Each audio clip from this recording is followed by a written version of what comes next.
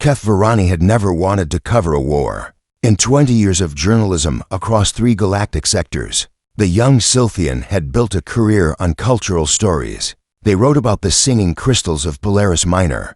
They documented the thousand-year festivals of the methane breathers. They had never seen blood spilled in anger that changed with a single message from there. Editor. The communication arrived during breakfast at Keth's small apartment on Sylvia. Prime.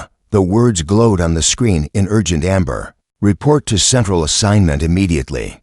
Priority clearance granted. This is the opportunity of your career. Keth's 3-fingered hands trembled as they read the message again. Priority clearance meant something big, something dangerous, something that would make a name in galactic journalism circles. 1 hour later, Keth sat across from editor Vin in the cramped office at the top of the news spire. Vin was old for a Silthian. Their blue skin faded to pale gray, their large eyes clouded with age but still sharp with intelligence. They had seen more of the galaxy than most beings ever would. The Mira system, Vin said without greeting. The Vrexian hegemony has besieged a human colony there. 200,000 civilians, 800 soldiers defending them. Keth felt their stomach drop. Humans. Everyone in the galaxy had heard of humans, but the stories never made sense. Some said they were weak, fragile creatures with soft skin and brittle bones. Others spoke of them in whispers, like they were monsters from children's nightmares. The truth seemed impossible to find. The Vrexians expect to take the colony within 3 days. Vin continued. They have agreed to embed a neutral journalist with their forces to document their victory for the historical record. And you want me to go, Keth said. It was not a question. I want you to witness history. The fall of a human world will be significant. Perhaps it will finally answer the question that haunts every species in this galaxy. What question? Vin leaned forward, their old eyes suddenly intense. Whether humanity lives up to its reputation, or whether they are simply another species waiting to be conquered. Keth accepted the assignment. There was really no choice. A journalist who refused such an opportunity would never work again. But as they packed their equipment and prepared for the long journey to the Mira system, a cold feeling settled in their chest that would not leave. The transport ship was a commercial freighter converted for passenger use. Keth shared the common area with travelers from a dozen different species. There was a Torvan merchant with scales the color of old copper. A pair of Kilix negotiators clicked their mandibles in constant conversation. A single methane breather floated in their portable atmosphere tank, silent and mysterious. It was the old Torvan merchant who first noticed Keth's press credentials. Going to the Mira system, the merchant asked, their voice a low rumble. Going to watch the Vrexians take that human colony? Keth nodded. To document it, yes. The merchant made a strange sound that might have been laughter. Document? Yes, you will document something, I am certain. But it may not be what you expect. What do you mean? The Torvan leaned closer. Their breath smelled of sulfur and old metal. I have traded in human space for 40 years. I have seen them laugh and sing and create beautiful things. I have also seen them fight, and I stopped trading in human space. Not because they treated me poorly. They were always fair, always honest. But I saw what they did to a pirate crew that attacked one of their civilian transports. I saw what was left of those pirates when the humans were finished. The Torvan shuddered, and their scales made a rattling sound. The Vrexians think they are conquering a weak species. They have made a terrible mistake. Keth wanted to ask more questions, but the Torvan turned away and would not speak again. As the journey continued, Keth spent their time reviewing every piece of information they could find about humanity. The galactic databases were full of contradictions. Human physical specifications listed them as unremarkable. Average height, average strength, a fragile biology that required very specific atmospheric conditions.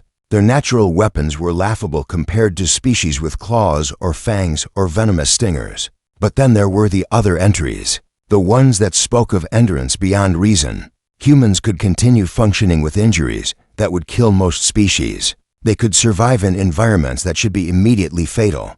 They formed emotional bonds so strong that they would die to protect beings they had never met. And then there was the section on human warfare. Keth read about the human Kreth War of 2387. The Kreth had attacked a human agricultural colony without warning. They had killed 60,000 civilians in the initial assault. The humans had responded with a military campaign that lasted for years and ended with the complete surrender of the Kreth Empire. Not destruction, surrender. The Kreth still existed as a species, but they had never again raised weapons against anyone. Keth read about the pirate clans that once dominated the Orion Arm, thousands of ships, millions of fighters. They had made the mistake of kidnapping human children from a colony transport. The Terran Republic had hunted them for 3 years. When it was over, there were no pirate clans. There were no pirates at all. Just empty stations and drifting ships, and the silence of the void. They are not a violent species. One analysis read, they prefer peace and trade and cultural exchange. But when violence is required, they pursue it with a focus and determination that is frankly terrifying. Other species fight to win. Humans fight to end the possibility of fighting again. Keth did not sleep well for the rest of the journey. The Vrexian observation vessel was called the Triumphant Claw. It hung in orbit above the Mira colony like a great beast waiting to strike. The ship was impressive by most standards. 500 meters long, heavy armor plating, weapons arrays that could reduce a city to ash in seconds. Commander's Rex welcomed Keth aboard personally. The Vrexian was tall and broad, with the gray-green skin and sharp teeth of his species. His forearms were decorated with rank insignia and battle honors. He moved with the confidence of a predator who had never known fear. "Welcome, journalist," Rex said. "You have arrived at the perfect moment. The final assault begins in 12 hours. By tomorrow, this system will belong to the hegemony." Keth followed the commander to an observation deck that looked down on the planet below. Mirafor was a beautiful world. Blue oceans, green continents, white clouds drifting across the atmosphere. From this height, it looked peaceful, innocent. The humans have 800 soldiers defending 100,000 civilians. Rex continued. We have 30,000 warriors and orbital superiority. The mathematics are simple. Why this colony? Keth asked. Why attack humans at all? Rex made a dismissive gesture with one of his arms. The humans have grown soft in their peace. They expand slowly. They trade rather than conquer. The hegemony sees opportunity. We take this colony. We gain a foothold in human space. We show the galaxy that humanity is not the great power everyone believes them to be. And what do you believe? Rex turned to look at Keth. His yellow eyes were cold. I believe they are prey pretending to be predators. I have studied their military capabilities. They have powerful weapons, yes, but they are so reluctant to use them. They talk endlessly of peace and diplomacy and understanding. These are the values of the weak. Keth said nothing, but they remembered the Torvan merchants' words. They remembered the empty stations of the pirate clans. The final hours before the assault passed slowly. Keth watched the Vrexian warriors prepare for battle. They were impressive fighters, massive and strong, armed with plasma weapons and protected by heavy armor. Each of them seemed eager for combat. They laughed and boasted about the kills they would make. They spoke of the human colony like it was already conquered. No one mentioned what had happened to the Kreth. No one spoke of the pirate clans. Perhaps they did not know, or perhaps they simply did not believe when the first dropships launched. Keth was on the observation deck with Commander's Rex. The view was spectacular. Dozens of armored craft descending through the atmosphere like falling stars. Rex narrated the assault with pride. The landing zones, the attack formations, the expected timeline for victory. Then the dropships started exploding. The first explosion was so sudden that Keth thought it was a malfunction. A ball of fire bloomed in the atmosphere as a dropship came apart. But then another exploded, and another, and another. What is happening? Rex demanded. The tactical display showed the answer. Ground fire from the colony, but not from fixed positions. The shots were coming from everywhere and nowhere. Each shot was perfect. Each shot found its target. In the first 5 minutes, the Vrexians lost 12 drop ships and 2,000 warriors. They had not even reached the ground. This is impossible, Rex whispered. They have only 800 soldiers. How can they generate this much fire? Keth watched the drop ships burn. They thought of the old Torvin's words. They thought of the contradictory records. They thought of a species that was both fragile and terrifying. The assault continued. More dropships launched. More dropships fell. By the end of the first day, the Vrexians had lost 5,000 warriors and had barely established a foothold on the planet's surface. Commander Rex stood at the tactical display, his face frozen in disbelief. The sea. 2 weeks had passed since the assault began. Commander Rex no longer spoke of quick victory. He no longer spoke much at all. Keth watched the daily briefings from their place at the back of the command center. The numbers told a story of slow disaster. The Vrexians had committed more forces to the battle. They now had 45,000 warriors on the ground. Their casualties had climbed past 8,000 dead. The humans had lost 19 soldiers. 19 soldiers into weeks of fighting, against 45,000 enemy warriors. The Vrexian officers spoke of tactics and terrain and fortifications. They blamed the planet's geography. They blamed equipment failures. They blamed everything except the obvious truth. The humans were simply better at war. Keth had watched footage of the fighting. The Vrexian cameras captured everything in harsh detail. Human soldiers moving through the colony streets like shadows. They appeared, fired, and vanished before the Vrexians could respond. They fought in small groups that seemed to communicate without speaking. They used the buildings and the terrain as weapons. Every engagement ended the same way. Vrexian dead on the ground. Humans gone. On the 14th day of the siege, Keth made a decision. They approached Commander Rex in his private quarters. "I want to cross to the human side." Keth said that. Zrx looked up from his drink. His eyes were red with exhaustion and something that might have been fear. "You want to go to the humans? I am a neutral journalist. I have credentials from the Galactic Press Association. The humans are known to respect such things. I want to document their perspective as well as yours." Rex was silent for a long moment. Then he laughed. It was not a pleasant sound. "Go," he said.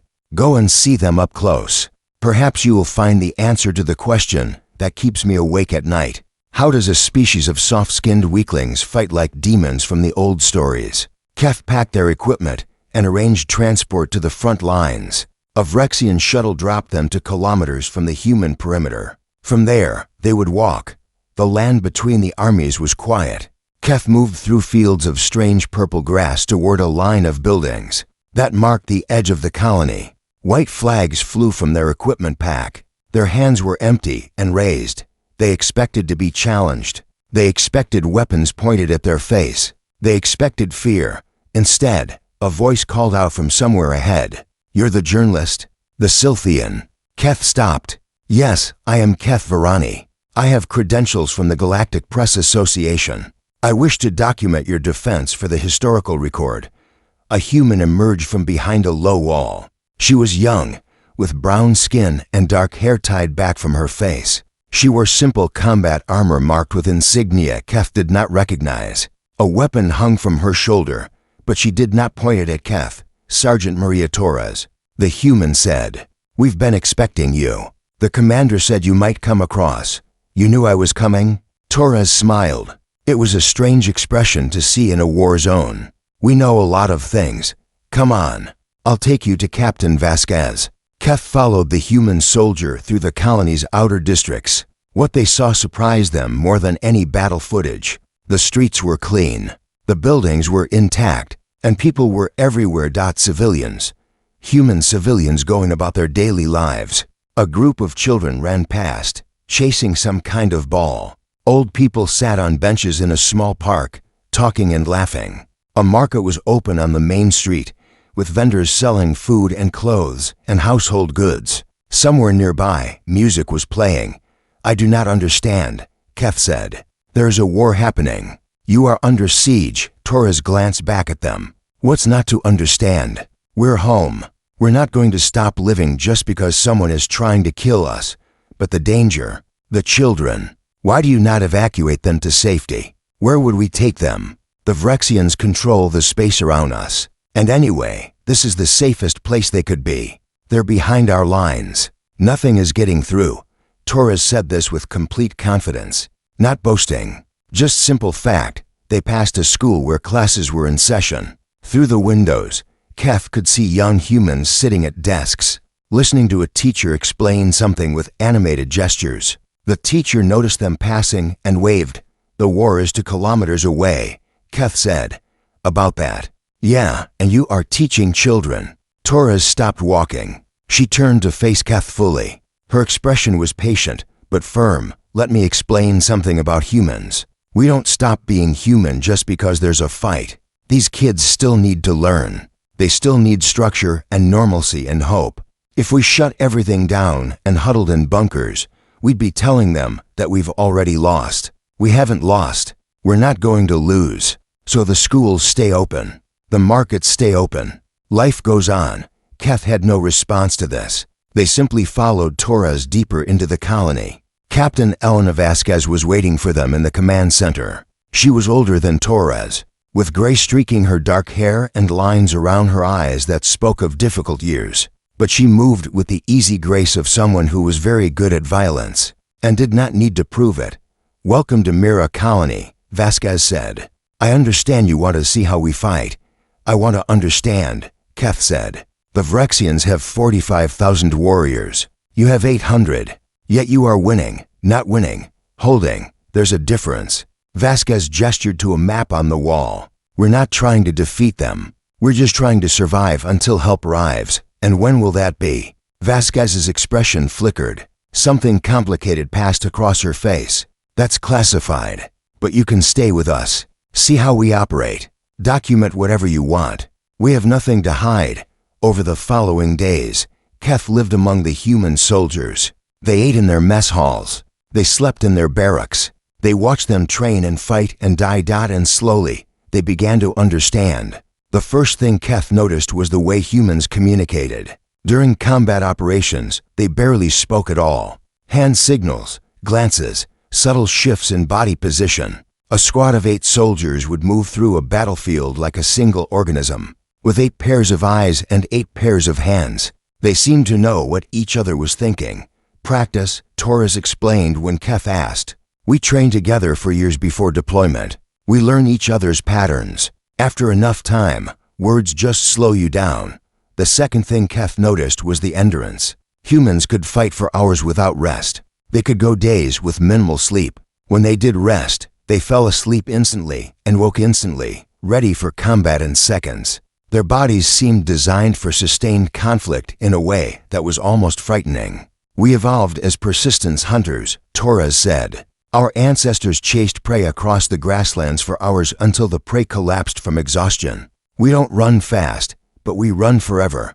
The third thing Keth noticed was the most disturbing of all. The humans were not trying to kill as many Vrexians as possible. Keth watched a night engagement from a safe position behind the lines. A Vrexian assault force of 200 warriors advanced on a human outpost, defended by 15 soldiers. The battle lasted 11 minutes. When it was over, 43 Vrexians were dead. The rest had retreated. "Why did you let them go?" Keth asked afterward. "You could have killed many more." Sergeant Torres was cleaning her weapon. Her hands moved automatically, without thought. "Killing isn't the point. They're retreating. They're not a threat anymore. Why waste ammunition on targets that are running away? But they will come back. They will attack again, probably, and we'll stop them again. But we don't kill for sport. We don't kill for revenge. We kill when it's necessary, and not one moment more." Keth thought about this for a long time. They had seen many species fight. The Vrexians killed everything they could reach. The Torvan were the same. Most species treated war as an opportunity for maximum destruction. The humans treated it like surgery. Cut precisely. Remove the threat. Stop the bleeding. No more. On the 7th day among the humans, Keth witnessed something that changed their understanding forever. A Vrexian soldier had been wounded during an assault. He lay in the open ground between the lines, too injured to move, crying out in the harsh Vrexian language. His fellow soldiers would not risk retrieving him. The humans could have easily killed him. Instead, 2 Marines left their defensive positions under covering fire. They reached the wounded Vrexian, applied emergency medical treatment, and dragged him to safety. They brought him behind human lines and gave him to the medical team. Kef found one of the Marines afterward. His name was Private Chen, barely more than a child himself. Why? Kef asked. He was your enemy. He was trying to kill you hours ago. Chen looked confused by the question. He was hurt. He was scared. He was calling for his mother. I could hear him. He paused, struggling to explain something that seemed obvious to him. He's not really my enemy. He's just a guy who was told to fight us. If it was up to him, he'd probably rather be home with his family. I can't hate someone for that. But your commanders, your superiors, they allowed this? Allowed it?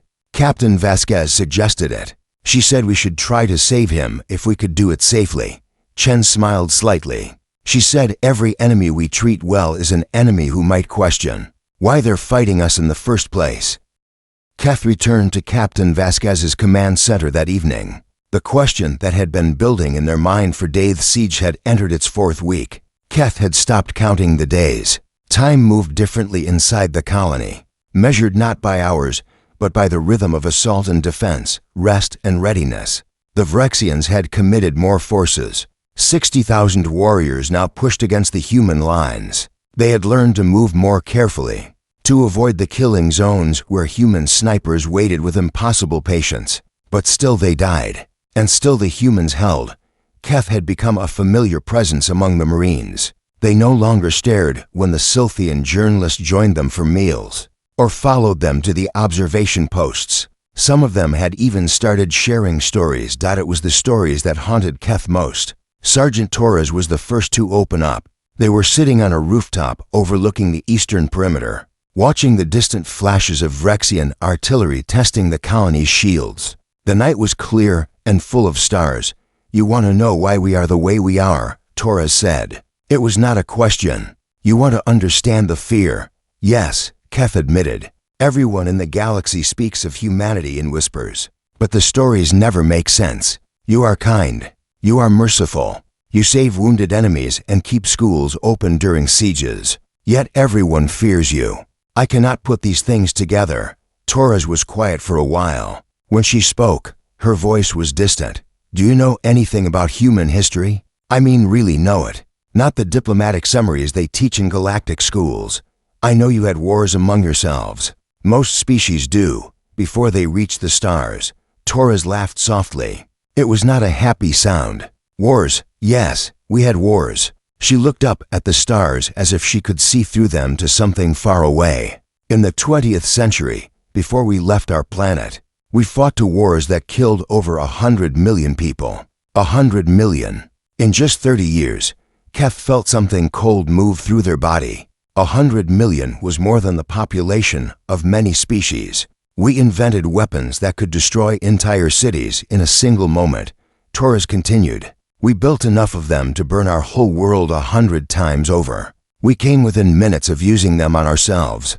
More than once. But you stopped. Barely. And not because we suddenly became good people. We stopped because we finally understood what we were. We looked in the mirror and saw the monster looking back. And we were so horrified that we swore to put it in chains forever. Torres turned to look at Kef directly. Her eyes were dark and serious. That's why the galaxy fears us. Not because of what we do.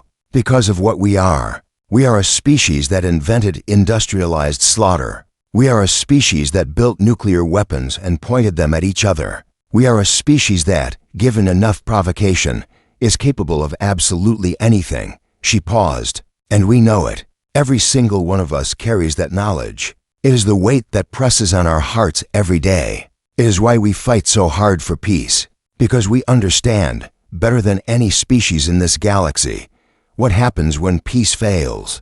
Kef did not know what to say. They had read about human history. They had seen the statistics and the summaries. But hearing it spoken aloud, in the quiet voice of a soldier who had seen death and dealt death, was different. It was real. My grandmother survived the siege of Europa, Torres said, returning to her watch of the horizon. 3 years in an underground bunker while raiders tried to break through. No resupply. Recycled water and grown food and constant fighting. 2,000 people went in. 600 came out. She was 7 years old when it started.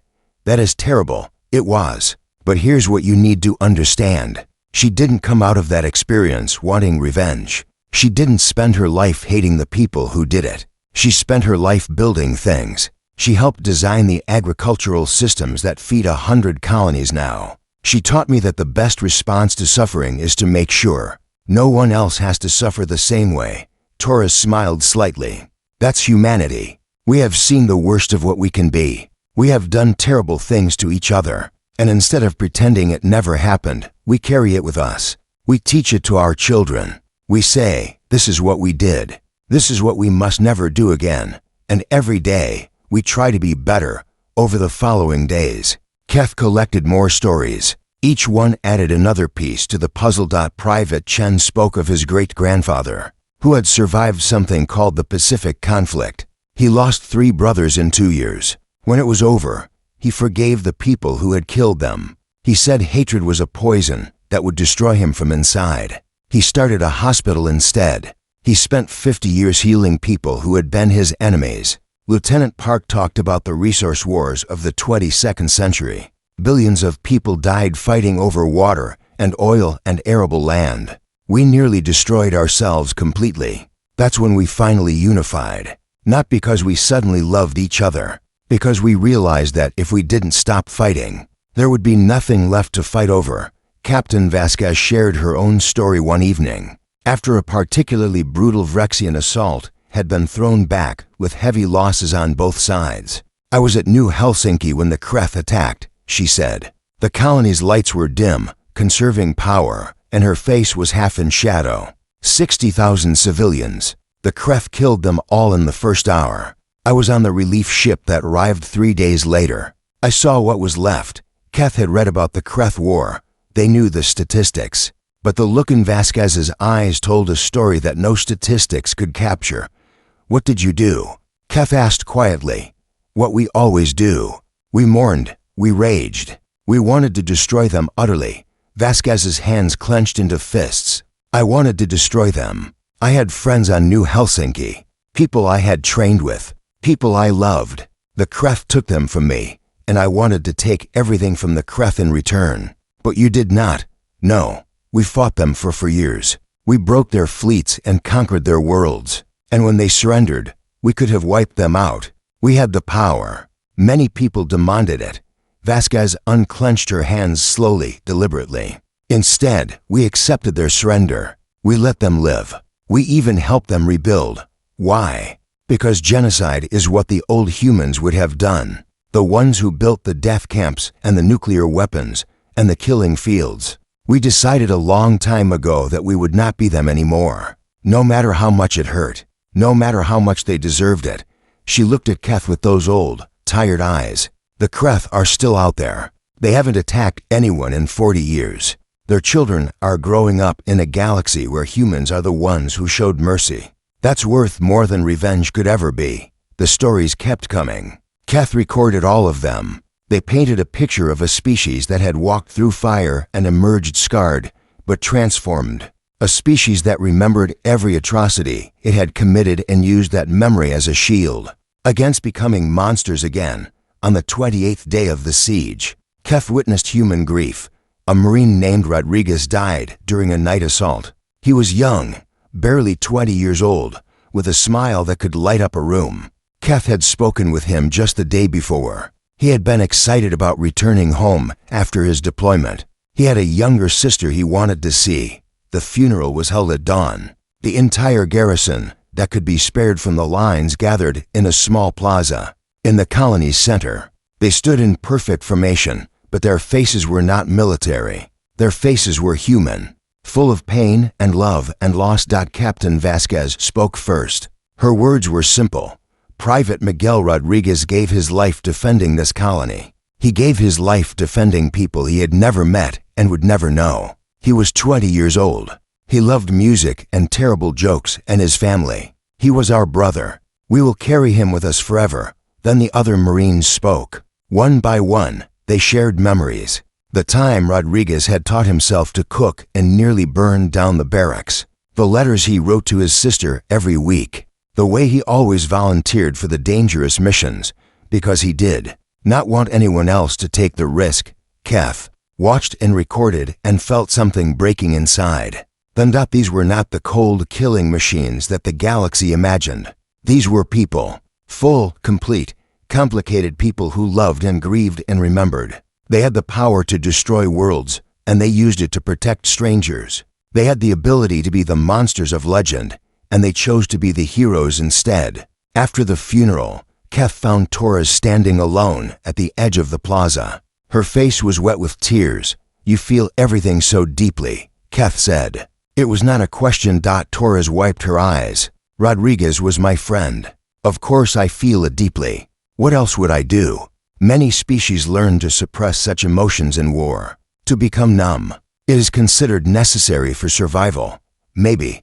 But then what are we fighting for?" Torres looked at Keth with those human eyes, full of pain and determination. "If we lose our ability to feel, to grieve, to love, then we've already lost everything that matters. Rodriguez died so that the people of this colony could keep living, keep loving, keep feeling. If I stop feeling because of his death, then his death meant nothing." Keth thought about this for a long time afterward. They thought about the Vrexians outside the perimeter, who fought with cold efficiency and no apparent.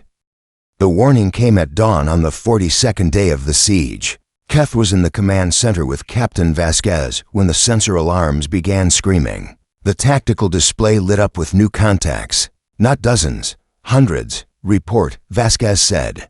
Her voice was calm. To calm, Lieutenant Park's fingers flew across her console. Her face went pale. 200 Vrexian warships entering the system. Main battle fleet configuration. "They're not here to support the ground assault, Captain. They're here to end this." The room fell silent. 200 warships meant bombardment capability. It meant the Vrexians had given up on capturing the colony intact. It meant they were going to burn Mirafor to ash and everyone on it. Vasquez stood very still for a long moment. Then she turned to the communications officer. "Send the signal." 3 words, simple, quiet, but they changed everything. Keth had learned about the Terran military structure during their weeks in the colony. They knew that humanity maintained a vast network of fleets across their territory. They knew that the nearest major force was the 7th Fleet, stationed just 3 days away at normal speed. What they had not known was that the 7th Fleet had been holding position just 2 hours from Mira for the past month, waiting, ready, hoping they would not be needed. Signal acknowledged, the communications officer reported. 7th Fleet is inbound. At 94 minutes, Vasquez nodded. There was no relief on her face, only resignation. "We held as long as we could," she said quietly. 42 days. It was not enough. Not enough for what? Keth asked. Not enough time for diplomacy to work. Not enough time for the Vrexians to realize their mistake. Not enough time to end this without blood. Vasquez looked at the tactical display, at the 200 red dots converging on the planet. "Now we do it the other way." The 94 minutes passed slowly. The Vrexian fleet took up position in orbit, their weapons charging for planetary bombardment. Commander's Rex transmitted a final demand for surrender. Vasquez did not bother responding. The colony civilians had been moved to the deep shelters weeks ago, prepared for exactly this scenario. The streets were empty now, the schools closed, the markets silent. Only the soldiers remained above ground, waiting for whatever came next.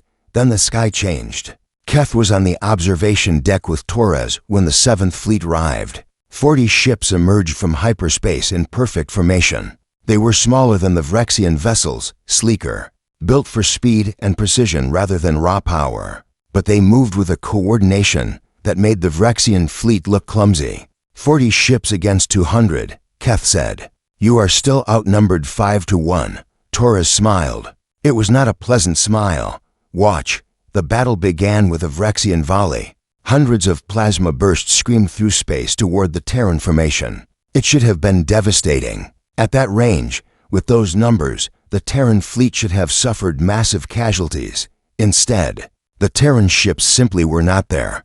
Keth watched in disbelief as the human vessels executed maneuvers that seemed impossible. They twisted and rolled and dove through three-dimensional space like living creatures. They anticipated the Vrexian fire before it was launched and positioned themselves in the gaps. Not a single shot connected. How? Keth breathed. Our pilots train in conditions that would kill most species, Torres said. High gravity, rapid acceleration, extreme G-forces. A normal human can survive accelerations that would turn a Vrexian into paste. And our neural interfaces let us react faster than conscious thought.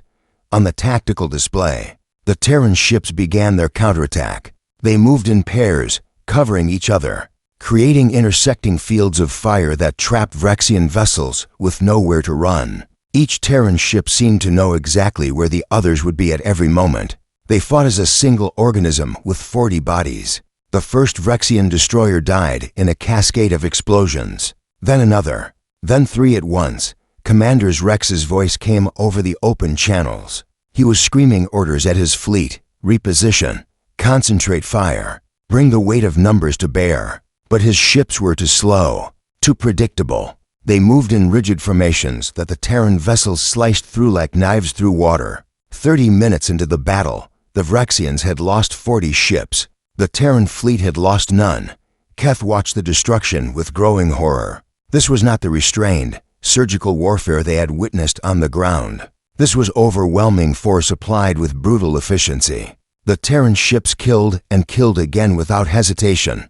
The restraint, Keth said. The mercy. Where is it now? Torres's face was hard. This is a different situation. On the ground, we were fighting soldiers who had been ordered to attack us. Most of them were conscripts. They didn't have a choice. Up there. She gestured at the tactical display. Those are warships with planet-killing weapons. If we let them fire on Mira, 100,000 civilians die. There's no mercy we can offer that would not cost innocent lives, so you destroy them. We destroy the threat. We give them every chance to retreat. Look, Torres pointed at the display. See those ships breaking formation at the edge? They're running. We're not pursuing.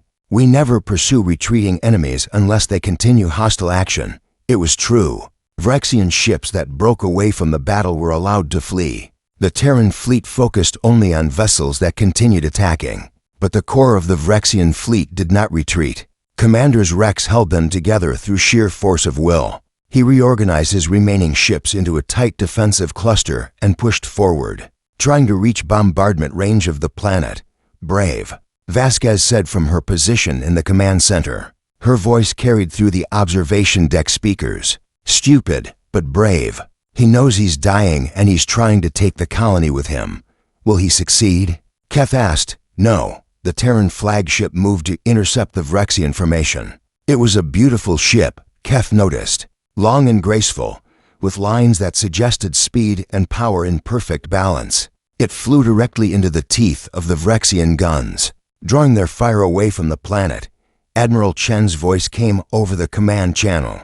Calm. Professional, all units. Pattern 7. Let's finish this. The Terran fleet responded as one. They collapsed on the Vrexian formation from all sides, their fire concentrated, their movements synchronized. Ship after ship died in balls of plasma fire. The Vrexian formation crumbled under the assault, and then it was over. The tactical display showed the aftermath. 117 Vrexian ships destroyed, 63 in full retreat, 20 drifting dead in space, their crews abandoning ship. The Terran fleet had lost 4 vessels, with 2 more heavily damaged. 40 ships had defeated 100. Pursue, Keth expected to hear. Destroy them all. It was what any other species would have done. Instead, Admiral Chen's voice was quiet. Let them run. Search and rescue priority on escape pods. I want enemy survivors recovered and treated humanely. Torres saw the confusion on Keth's face. We won. There's no need to keep killing. Those ships that are running will carry the story home. They'll tell everyone what happened here. Maybe next time, someone will think twice before attacking a human colony. Keth understood, finally. The overwhelming victory was not about revenge. It was about prevention. It was about making the cost of aggression so clear, so undeniable, that no one would want to pay it. But there was something else. Something Keth had noticed during the battle that they had to ask about. Your ships. They had opportunities to destroy more Vrexian vessels, but they focused on disabling them instead. I saw it. They targeted engines and weapons, not reactors. Torres nodded slowly. Good eye. Yes, Admiral Chen's orders. Disable where possible. Destroy only where necessary. Every ship we disable instead of destroy is a crew that might survive. Every survivor is a family that doesn't lose a loved one. Even after what they tried to do to this colony. Especially after that. Because the moment we start killing for revenge instead of necessity, we become what they think we are. We become the monsters. Torres looked up at the stars, at the debris field where the Vrexian fleet had died. We are capable of terrible things. We proved that today. But we are also capable of mercy. And we proved that too, in the aftermath of the battle. Kef watched the Terran rescue ships moving through the debris field. They recovered Vrexian survivors by the thousands. Enemy soldiers, who had been trying to burn their colony to ash hours before, were brought aboard Terran ships, given medical treatment, fed, and housed in comfortable quarters. Captain Vasquez stood beside Kef at the observation deck, watching the rescue operations. This is why the galaxy fears us, Kef said. Vasquez looked at them curiously. Because we rescue our enemies? Because you can do both. Because you can destroy a fleet of 200 ships and then save every survivor. Because you have the power of monsters and the hearts of healers. The galaxy does not know how to understand a species that contains such contradictions. Vasquez was quiet for a long moment. Then she reached into her pocket and pulled out a small book. Its pages were worn from years of handling. This is a book of human poetry, she said. It was my grandmother's. She gave it to me when I joined the Marines. She pressed it into Kef's hands. Take it, read it. Maybe it will help you understand us better than any battle could. Kef accepted the book carefully. Why poetry? Because poetry is how we talk to ourselves about who we want to be. The 3 months had passed since the Battle of Mira. The galaxy had moved on to other stories. But Kef Virani had not forgotten. The peace negotiations had concluded 2 weeks after the Vrexian fleet retreated. Kef had watched the signing ceremony from the press gallery, recording every moment. The Vrexian representatives had been somber, their arrogance replaced by something that looked like exhaustion. The human delegation had been polite, even kind. There were no demands for punishment, no calls for territory, just a simple agreement to end hostilities and begin the long process of healing. The terms had surprised everyone except Kef. The Vrexian hegemony would pay reparations for the damage to Mira colony. They would return all prisoners unharmed. They would publicly acknowledge that their attack had been unprovoked, and they would agree to a simple promise: do not do this again. That was all. No military occupation, no forced demilitarization, no regime change, just an acknowledgement of wrongdoing and a commitment to peace. The galaxy's commentators had called it weakness. They had predicted that the Vrexians would attack again within a decade. They had mocked the Terran Republic for wasting an opportunity to crush a rival power forever. Kef knew better. Before leaving Mira colony, they had spent time with the Vrexian survivors who were being repatriated home. The journalist credentials that had let them embed with the human forces also granted access to the prisoner facilities, where thousands of Vrexian soldiers waited for transport. The facilities were not prisons. They were comfortable housing blocks with common areas and recreation spaces. The Vrexian soldiers were well fed and well treated. Some of them had formed friendships with their human guards. Others simply sat in silence, trying to process what had happened to them. Kef spoke with a young Vrexian officer named Thrick. He had been the tactical officer on one of the destroyed vessels. He had watched his ship die around him and had been rescued from the void by the same species. He had been trying to kill. I do not understand them, Thrick said. His voice was hollow. We attacked their world. We killed their people. We tried to burn their colony to ash, and they pulled me from the wreckage of my ship and treated my wounds and gave me food, and told me I was safe. What do you understand now? Kef asked. Thrick was silent for a long time. I understand that we made a terrible mistake, not just in attacking them, in thinking we knew what they were. He looked at Kef with eyes full of confusion and something that might have been shame. They are not weak because they prefer peace. They are strong enough to choose peace when war would be easier. That is a kind of strength I did not know existed. Those words stayed with Kef during the long journey home. Sylvia Prime welcomed them as a returning hero. The coverage from Mira had made Keth famous across the neutral worlds. Everyone wanted to hear their account of the siege, the battle, the strange and terrifying species that had held against impossible odds, and then shown mercy to their defeated enemies. Keth gave interviews. They wrote articles. They tried to explain what they had witnessed, but words seemed inadequate to capture the full truth of what humanity was. 6 months after returning home, Keth received an invitation to speak at the Galactic Press Association's annual conference. The topic was simple: understanding humanity. The lecture hall was packed. Representatives from dozens of species filled the seats, all of them eager to hear what the famous war correspondent had learned. Keth stood at the podium, looking out at the sea of alien faces, and wondered how to begin. They started with the images. The first projection showed Mira colony during the siege. Children walking to school while artillery shells exploded in the distance. Markets full of food and laughter. Life continuing in defiance of death. The second projection showed the battle. Terran ships dancing through Vrexian fire. Impossible maneuvers. Overwhelming force applied with surgical precision.